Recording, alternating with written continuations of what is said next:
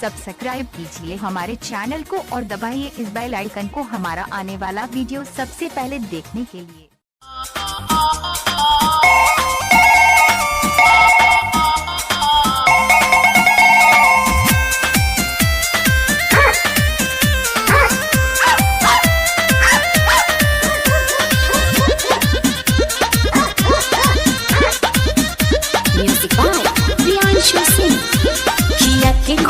घर के सुता दे होने जल्दी आवो लाइट सब बुता दे होने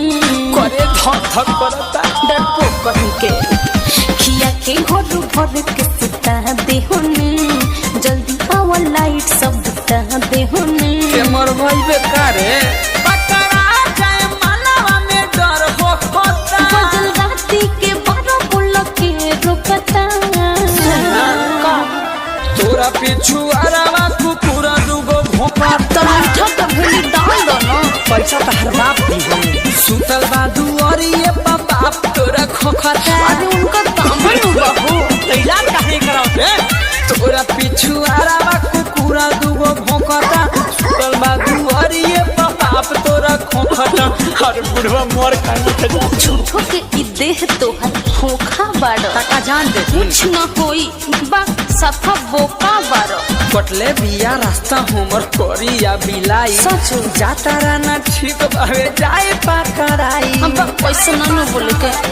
जाए पकड़ाई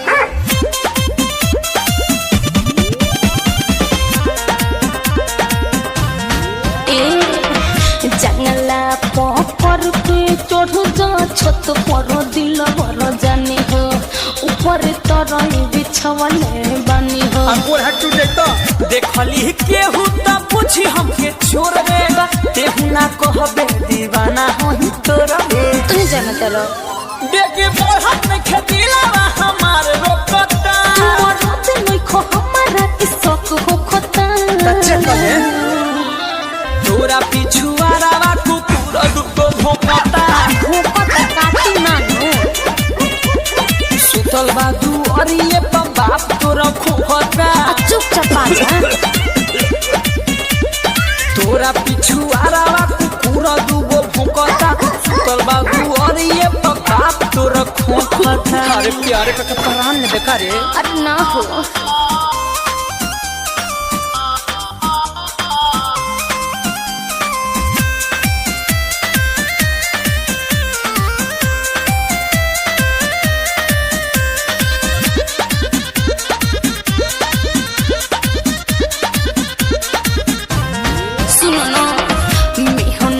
के बिना कबो मिले नहीं फल हो ओई बना तो देखै हो ना सफल हो तो तू ही आ जाना जनी खिसियाए हमर लाल मिर्चाई एक बेर करता निया होरी टराई तू खाली टराई कर ससी लाल राहुल रस का पंजान झोकता नहीं पर भसी कबो बर्दाश्त हो खता तोरा कितना आग लागल बारे हो तोरा पीछू आरावा को पूरा दुगो भोंकता अरे पिलिया मर गई तब से पगला गया